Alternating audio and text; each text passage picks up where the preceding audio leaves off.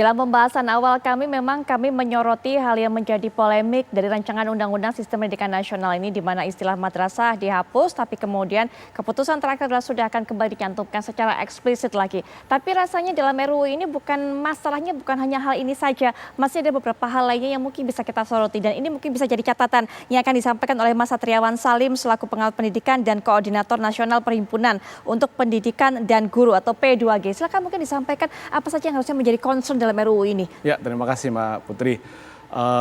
Yang pertama memang kami pernah diundang bersama teman-teman ya oleh Mas Nino gitu dalam rangka uji publik RUU Sesdiknas ini ya. Kalau tidak salah sekitar pertengahan Februari lalu ya.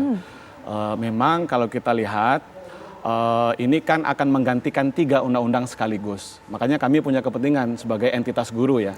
Pertama adalah Undang-Undang Sesdiknas, kedua Undang-Undang Guru Dosen nomor 14 tahun 2005 dan Undang-Undang Pendidikan Tinggi nomor 12 tahun 2012 akan digantikan oleh Undang-Undang Sesdiknas sekarang gitu. Nah, kami menyampaikan beberapa persoalan ya. Yang pertama adalah kami khawatir RUU ini akan membuka lebar ruang liberalisasi pendidikan.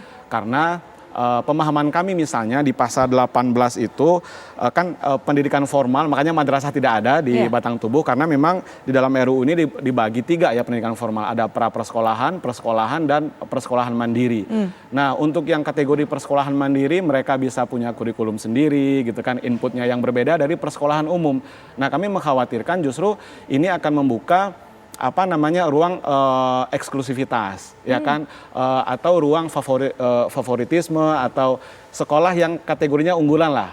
Ya kan, yang kasta tertinggi. Tentu karena mereka punya kurikulum sendiri, menentukan input sendiri, khawatirannya nanti biaya pendidikan di sekolah itu juga makin tinggi gitu kan. Itu yang pertama, kekhawatiran. Mungkin nanti Mas Nino bisa menjelaskan.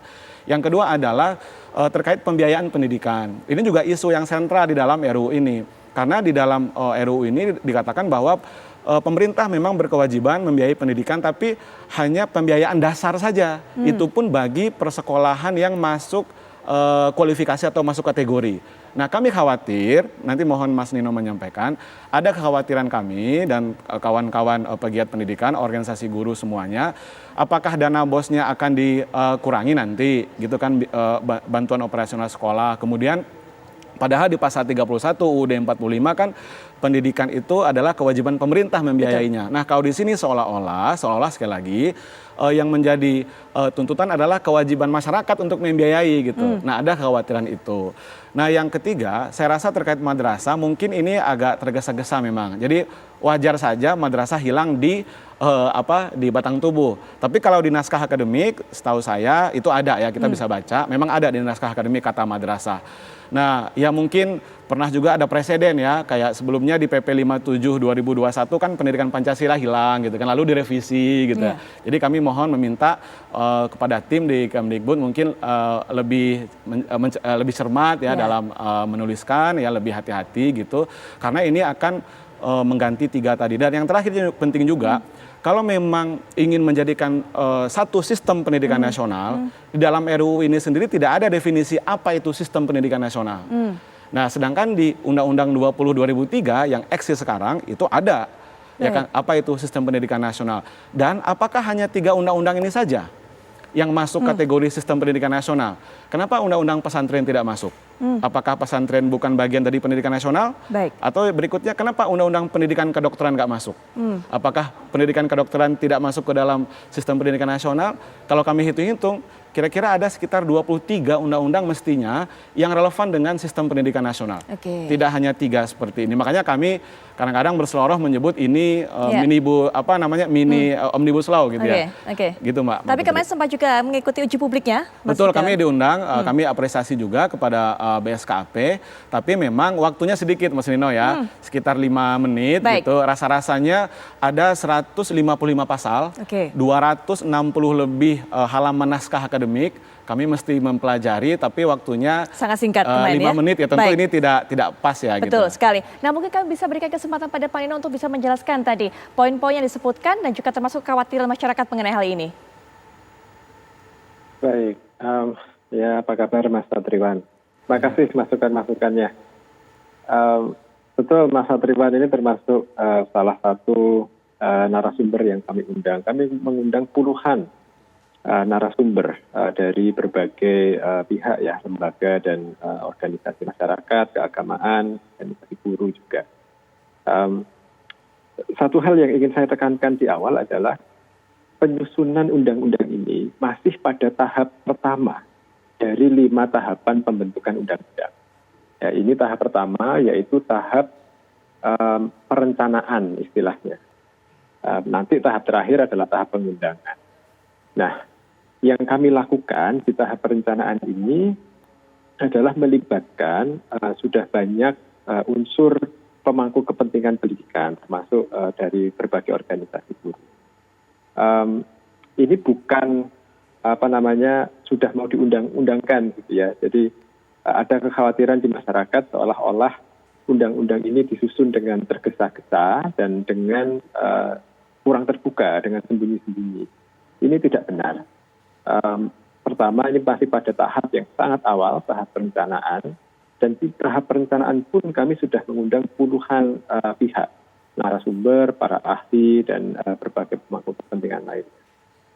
Dan mengapa hanya 5 menit? Nah, ini Mas Satriwan, mohon maaf Mas, ini kan fakta parsial yang disampaikan jenengan ini. 5 menit itu dalam waktu diskusinya, karena kita mengundang banyak orang. Dalam waktu 2 jam tentu harus kita bagi-bagi gitu ya waktunya. Tidak mungkin terlalu banyak untuk setiap narasumber. Tetapi kami memberi waktu lebih dari 2 minggu untuk memberi masukan tertulis. Jadi mencermati semua pasal itu seharusnya waktunya cukup.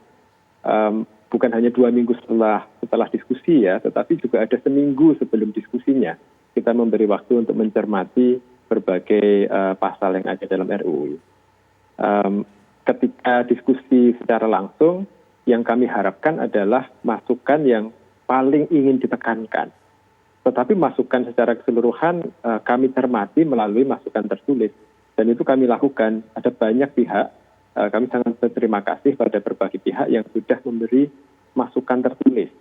Ini yang sedang kami olah di tim untuk merevisi draft pertama kemarin. Dan insya Allah draft yang selanjutnya akan ada cukup banyak perubahan. Baik. Berdasarkan masukan-masukan dari berbagai pihak tadi. Nah, baik. Kalau masih ada waktu, tadi ada beberapa concern dari Mas Satriwan Salim ya. Mungkin saya ingin meluruskan saja bahwa mohon maaf, saya akan potong dulu, mohon maaf Pak Nino, mungkin nanti setelah jeda bisa kita sampaikan atau mungkin bisa disampaikan oleh Pak Nino tadi apa yang menjadi catatan-catatan concernnya, tapi mungkin Pak Kiai juga bisa memberikan pandangan, mumpung ini juga masih dalam tahap awal, tahap perencanaan, masih membuka pintu, masih membuka ruang untuk adanya revisi dan sebagainya. Ada lagi masukan mungkin bisa disampaikan untuk bisa ditindaklanjuti lebih lanjut oleh Kemendikbudristek, Pak Kiai. Yang terpenting, jangan membuat gaduh gitu. Madrasah itu udah lahir sebelum Republik ini lahir. Lah kok malah bikin draft-draft yang apa sih beratnya cuma nyantumin satu kata madrasah gitu saja, yang mereka yang sesungguhnya tamatan-tamatan madrasah ini adalah rata-rata pendiri Republik ini. Nah, saya harap jangan mancing-mancing di hal yang memang di undang-undang sebelumnya saja sudah jelas satu tarikan napas mau diganti-ganti. Dan maksud saya jangan main-main di bidang beginian. Nah, apa sih untungnya menghilangkan kata madrasah atau apa sih kejelekannya kalau ada kata madrasah? Itu pertanyaan saya begitu. Apa sih keburukannya menghilangkan kata madrasah? Kok hanya sekedar keterangan? Sekedar keterangan, padahal di Indonesia sudah jelas. Madrasah juga ribuan di Indonesia. Kok hanya masuk pada kata keterangan? Nah, katanya mau berbuat yang lebih baik. Nah, mestinya itu lebih sorih, lebih jelas gitu. Itu intinya. Jangan bikin gaduh di situasi semacam ini. Baik. Kalau ternyata tetap itu nanti tidak ada, kata madrasah itu dibuang hanya sebagai keterangan, itu berarti memang drafternya sudah niat itu. niat bikin gaduh. Baik. Baik Pak Kiai, kita akan jeda sejenak, nanti mungkin bisa ditanggapi Mas Satriawan, termasuk juga Pak Nino, juga bisa diberikan tambahan tadi mengenai poin-poin selanjutnya, tapi setelah jeda berikut ini kami segera kembali.